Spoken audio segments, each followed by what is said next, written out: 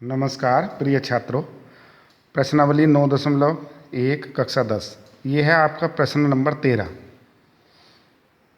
समुद्र तल से 75 मीटर ऊंची लाइट हाउस के शिखर से देखने पर दो समुद्री जहाज़ों के अवनमन कोण 30 अंश और 45 अंश हैं। यदि लाइट हाउस के एक की ओर एक जहाज़ दूसरे जहाज़ के ठीक पीछे हो तो दो जहाज़ों के बीच की दूरी ज्ञात कीजिए।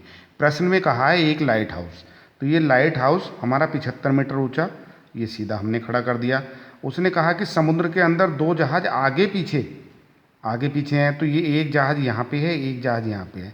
अब यहाँ पे जो व्यक्ति बैठा ऊपर लाइट हाउस से, जब ऊपर से वो देखता है, यानी उसका अवनमन कोण एक जहाज़ का अवनमन कोण है उसका 30 अंश, तो ये 30 अंश हो गया। और जब ये और इधर नज़र घुमाता है तो इसका दूसरे जहाज़ का अवनमन कोण है 45 अंश। तो हमेशा ये जो हमारे जो अवनमन कोण होगा 30 अंश, तो उसका उन्नयन कोण भी होगा 30 अंश। ये अवनमन कोण है इस वाले का 45 अंश, तो इसका भी होगा 45 अंश। ये हमारे जहाज़ हो गए। उसने प्रश्न कहा है कि दोनों जहाज़ों के बीच की दूरी ज्ञात कीजिए, तो हमने इनको मिला दिया। अब मिलाने के बाद हमने जो कुछ हल्का इसमें जो माना वो नोट कर दिया। माना BC बराबर x, यानी कि BC बराबर x। और इसी तरह हमने यहाँ से लेके यहाँ तक की यानी BD को हमने y माना, BD बराबर y। तो ये जो CD बचा इतना CD, तो y में से ये वाली दूरी घटा देंगे तो ये CD बचेगा।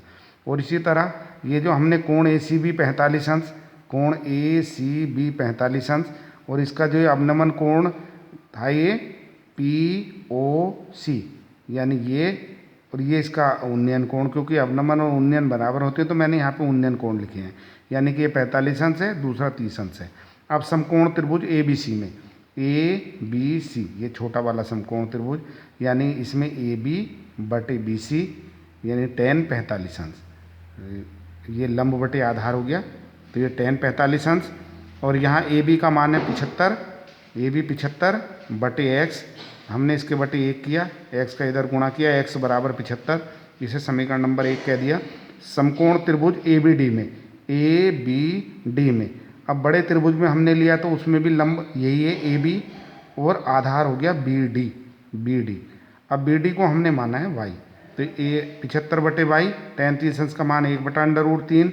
अब यहाँ पे y का इसमें गुणा किया, y बराबर 75/√3, ये समीकरण 2। तो ना तो हमसे उसने सवाल में ये पूछा कि इस लाइट हाउस से इसकी दूरी, पहले वाले जहाज़ की दूरी, अगर वो पूछता तो ये उत्तर था। अगर वो ये पूछता कि दूसरे जहाज़ की दूरी, तो ये उत्तर था, क्योंकि यहाँ से लेके यहाँ तक दूरी ये y है। तो उसने पूछा दोनों जहाज़ों के बीच की दूरी, तो यानी इस y में से, पूरी y दूरी में से अगर हम ये x घटा दें तो यो बचेगी। तो हम लिख देंगे दोनों जहाज़ों के बीच की दूरी y माइनस x, तो y हमारा निकल के आया 75/√3 समीकरण 2 से, और x का मान है हमारा 75, हमने इसमें 75 कॉमन ले लिया, √3 - 1 मीटर, ये हमारा आंसर हो गया। धन्यवाद।